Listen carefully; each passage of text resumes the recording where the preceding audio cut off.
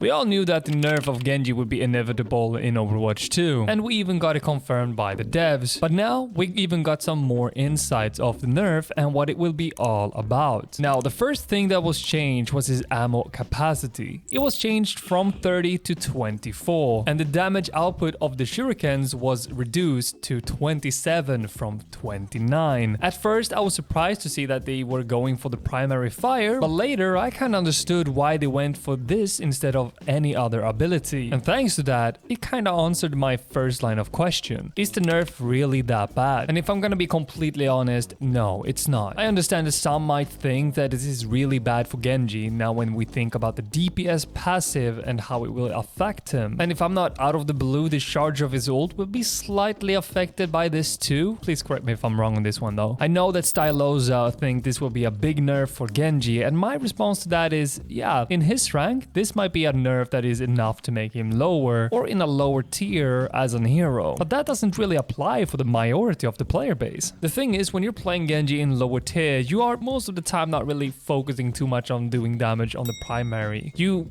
are trying to right-click people in the head most of the time because that one throws them away a much faster compared to throwing them, you know, one at a time, the primary, the left click. But very often when you're spectating Genjis, they're not really that great at hitting their shuriken shots. There are, of course, really great Genji players out there, but I'm not talking about them, of course. I'm talking about the lower tiers, and they are not really that great at hitting people, and I'm not even good at hitting them because I do not really understand the projectiles as well. It hasn't really been ingrained into my brain because I don't main him. I play him sometimes and I understand him a little bit with the kit, but I think a lot of us who's been playing Overwatch for a bit kinda do know how to play him. And if I'm gonna be honest, I mean, chat, please don't lie about this one, okay? We all love to just right click and then dash into the enemies, hopefully killing them with that. I'm very often hoping that I'm hitting their heads when I'm kind of think I'm gonna hit head and then I'm missing and they're not dying. I'm like, oh shit, I messed up. I don't know if you guys are like that, but I mean, I wouldn't be surprised if a lot of people are, you know, very sure that shuriken is gonna hit and then you kind of messed up. I think that happens way too often in lower tiers. And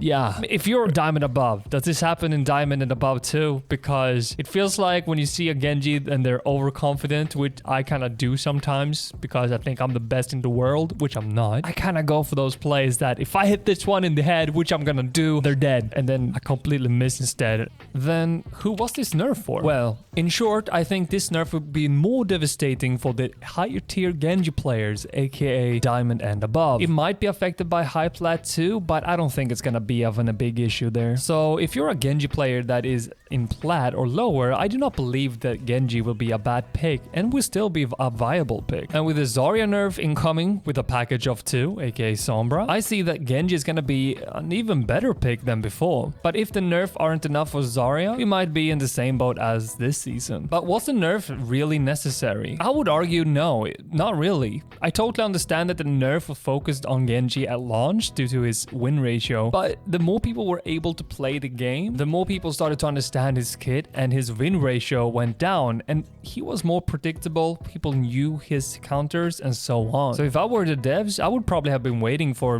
maybe another patch or two before even considering or deciding a nerf for Genji. And if we're looking at the game right now, he's not even a game breaker. Zarya is. I might sound crazy to say this though, but I believe that Genji is in a really good spot right now. And just nerfing him just doesn't really make sense to me. But I'm curious about what you guys think. Do you think Genji got the nerf he deserves, or do you think that the nerf was really unnecessary? I'm hoping that you guys are siding with me on this one because, I mean, even though I'm not maining Genji, I don't think he's in a bad spot or unhealthy for the game. If I'm gonna be honest, Zarya, dude, I don't want to talk about her, but it's probably gonna be on a different video. Anyways, I'm excited to see the patch going live. I'm excited to see what's gonna happen, how the game's gonna change, and Sombra. If you did enjoy the video, don't forget to press that like button, subscribe, and all the beautiful things. I'm hoping that we can maybe hit 100 subscribers, and thank you all for the recent support. I really do appreciate it. So if you've been here for the last 2 videos or 3, please let me know in the comments. I would love to know who has been here since my 2 popped off videos. Anyways, take care.